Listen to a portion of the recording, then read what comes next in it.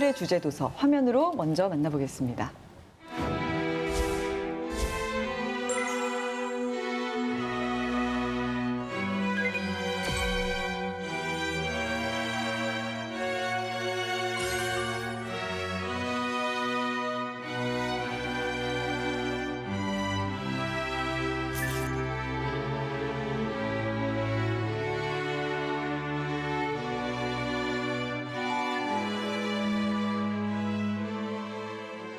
책을 통해 민주주의 사상에 더 가까워지는 시간, 그럼 지금부터 박의경 교수님의 강연 들어보겠습니다. 네.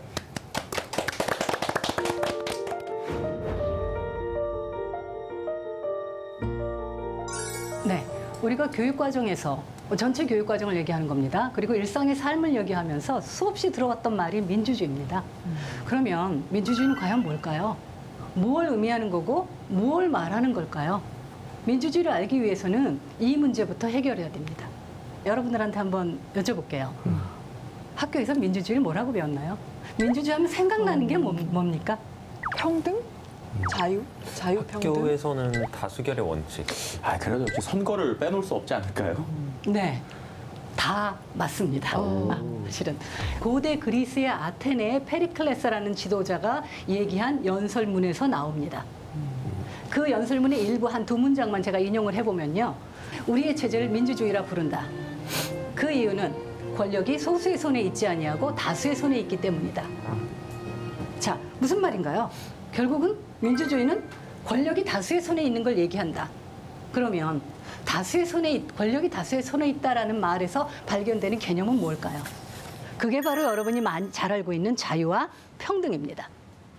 기본적으로 결국 민주주의 기본 개념은 자유평등이고, 민주주의가 제대로 작동하기 위해서 필요한 중심축은 다수에 의한 지배가 되는 겁니다. 다시 말해서 우리가 알고 있는 민주주의는 자유롭고 평등한 모든 이들이 권력을 가진 자들이고 그들에 의해 공동체가 통치되고 지배된다는 겁니다. 이게 보통 우리가 학교에서 배우는 아테네에서 BC 5세기 아테네에서 진행되었다고 얘기되는 민주주의입니다. 데모스, 크라티아. 많이 들어본 말일 겁니다. 데모스는 민중이라는 뜻이고 크라티아는 지배하다라는 뜻입니다. 여기까지는 가장 기본입니다. 다 아마 아실 거예요. 근데 문제는 여기서 한 걸음 더 들어보고 싶은 거예요. 자, 다수에 의한 지배. 다수는 누군가요?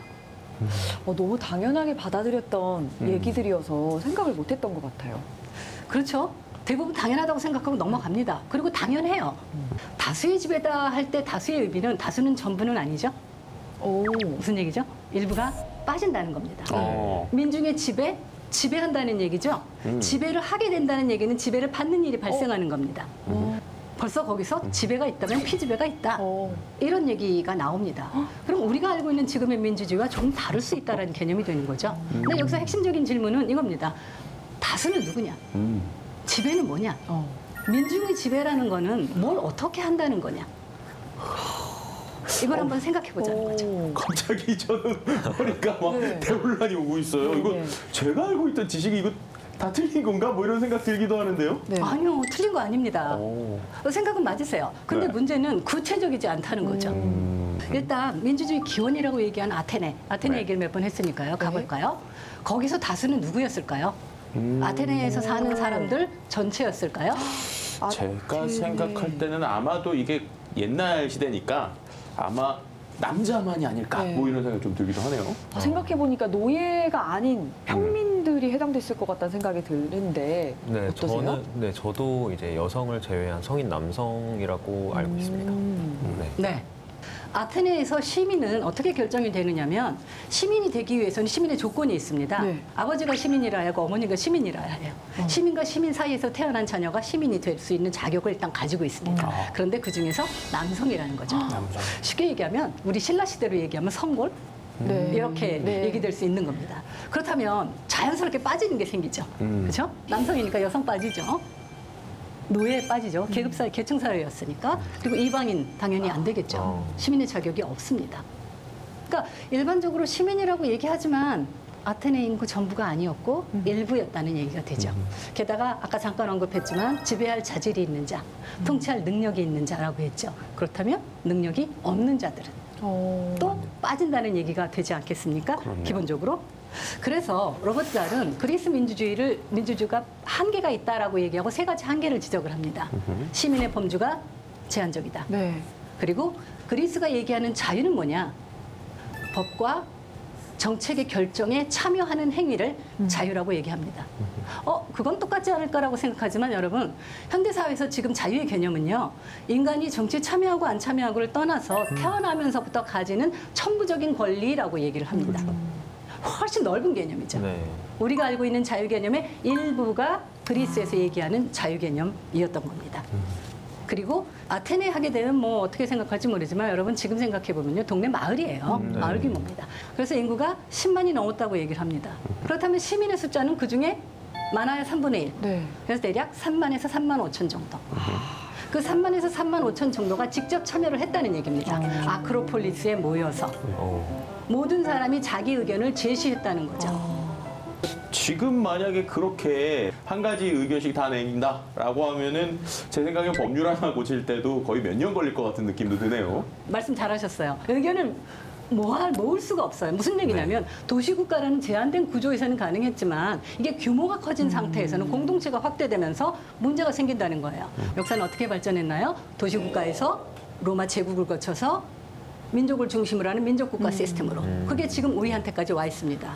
헐크가 화가 나면 체격이 커지죠. 어떻게 됩니까? 옷이 찢어지잖아요. 네. 민주주의 이런 작은 공동체에 있는 민주주의 그런 개념들이 큰 공동체로 오면 어떻게 될까요? 찢어집니다. 자, 찢어지지 않게 하려면 그럼 민주주의라는 소리가 살아있다라는 얘기는 찢어지지 않았다는 얘기잖아요. 않게 하기 위해서 중요한 기제가 공화주의 전통과 대의정부의 발달입니다. 이 두 가지가 고대 아테네 조그만 마을에서 있었던 민주주의를 오늘날과 같은 대규모 국가에서 가능하게 만들어 놓은 것이에요. 공화주의 혹시 들어봤나요? 네. 네, 저 학교에서 저는 배운 대로 얘기를 좀 드리자면 정치 사회면에서 사적 이익과 개인의 소극적 자유에 관한 권리보다 공적 이익과 공동체의 안녕을 더 중요시하는 정치 철학이라고 배웠습니다. 네. 그렇긴 한데 문제는 뭐냐면요. 사적인 이익보다 공적인 이익을 중시한다? 그럼 사적인 이익은 무시되느냐? 아니에요. 무슨 얘기냐면요. 공적 이익 안에 내 사적 이익이 들어간다는 얘기입니다. 그래서 공적 이익을 다 같이 추구하면 내 이익이 맞춰진다는 거죠. 그걸 뭐라고 얘기하느냐? 공공성. 퍼블리시티 이렇게 얘기를 합니다. 네. 그리고 추구해 나가야 하는 목적이 무엇이냐? 공동선. 공동선은 뭐냐면 여기에 있는 우리 네 사람이 있다면 이 네 사람이 한테 공통적으로 도움이 되는 걸 얘기하는 거죠. 그래서 목적은 공동선이라는 핵심적인 공동선은 뭘까요? 공화주의에서 얘기하는. 잘 사는 거. 그렇죠. 네. 모두가 잘 사는 거죠. 말하자면 이게 나름대로 현대 정치적인 용어로 얘기하자면 인민의 복지입니다. 그럼 현대 어떤 나라든 복지 얘기하지 않는 나라는 없잖아요. 자, 그러면 이 공동선을 실현하기 위해서 방법이 필요하잖아요. 옷이 찢어지지 않도록. 네. 그렇다면 그게 뭐냐? 대의정부라는 방법입니다. 여러분, 대의정부는 일종의 기술이에요. 한 집단의 의견, 이 집단의 의견, 이 집단의 의견 해서 그 안에서 대표자를 뽑아서 대표자가 그 집단의 의견을 제시한다. 이렇게 해서 수렴해 가는 거죠. 공화주의 대의정부라는 기법을 통해서 민주주의는 확대가 됐습니다. 근데 여기에도 문제는 있는 거예요. 그래서 비판이 이어지는데 가장 중요한 비판이 두 가지입니다. 첫 번째가 무정부주의자들의 비판이죠. 이들은 자유를 중시해요. 네. 민주주의는 정부가 설립이 되잖아요. 그래서 법을 만들고 질서를 만들고 규칙을 만들잖아요. 그 얘기는 뭡니까? 하라는 게 있고요. 하지 말라는 게 있습니다. 강제잖아요. 네. 하라는 것도 강제고요. 하지 말라는 것도 강제고요. 이거 나쁜 거라는 거예요. 이게 무정부주의자들이에요. 자, 두 번째 대표적인 또 비판자들이 수호자주의. 수호자주의는 말이 수호자해서 가디언 얘기하는 건데 말하자면 현대적인 용어로 엘리트주의예요. 정치적인 역량도 뛰어난 사람들이 존재하지 않느냐. 그렇다면 뛰어난 사람들이 끌고 나가면 훨씬 더 우리가 빨리 그 상태에 도달하겠구나. 잘 사는 사회로. 이게 수호자주의 얘기예요. 그러면서 다수의 정치. 이건 너무 시간이 오래 걸리고 어떻게 보면 결과가 좋아진다는 보장도 없고 무능하다고 이렇게 생각을 해요. 여러분은 여기에 대해서 어떤 생각을 가지고 계시나요?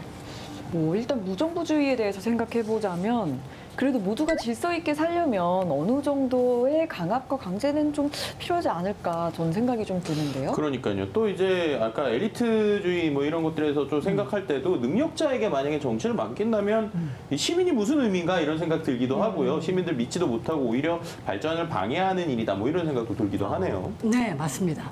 그들의 입장, 비판하는 사람들의 입장에서는 변명이라고 얘기할 수도 있는데 로버트단은 이렇게 얘기를 해요. 무정부주의자들의 이야기는 현재 인간이 사는 사회가 이상적인 사회다라는 가정하에 가능하다는 겁니다. 근데 인간이 사는 사회가 역사적으로 이상적인 사회는 없었죠. 네. 완전한 적도 없었죠. 그러니까 무슨 얘기냐.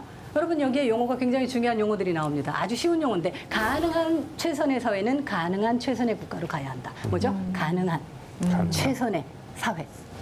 가능한 최선의 국가는 뭐냐? 주어진 한계가 있어요. 한계 내에서 강압, 강제를 최소화하고 동의는 자유에서 시작하는 겁니다. 자유를 최대화하는 국가다라는 거예요. 또 수호자주의에 대해서는 그래요. 능력 있는 사람들이 더 잘하죠. 잘하는 사람들이 있습니다. 태어나서. 있는데 문제는 그래서 잘하는 사람들에 맡기고 내가 안 하다 보면 영원히 나는 할 수 있는 시간을 놓친다는 거죠.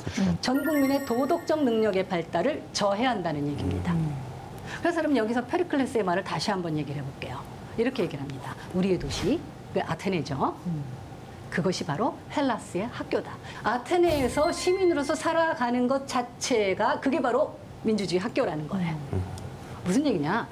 공동체의 안건에 참여하고 토론하고 그런 과정을 통해서 문제 해결 능력이 있는 시민으로 성장한다는 거예요. 결국 이 책에서 민주시민은, 데모스는 공동체에 존재하는 전체 성인 구성원을 포함해야 한다고 얘기합니다. 물론 예외도 있어요. 잠시 거주하는 사람들, 시민권이 없는 사람들, 거주하는 사람들, 또 정신적으로 결함이 있다고 판단된 사람들, 판단을 하고 결정을 해야 되니까 이 사람들은 제외하고 전체 성인 구성원이 포함되어야 한다라고 얘기하는 이유가 바로 여기에 있습니다. 네.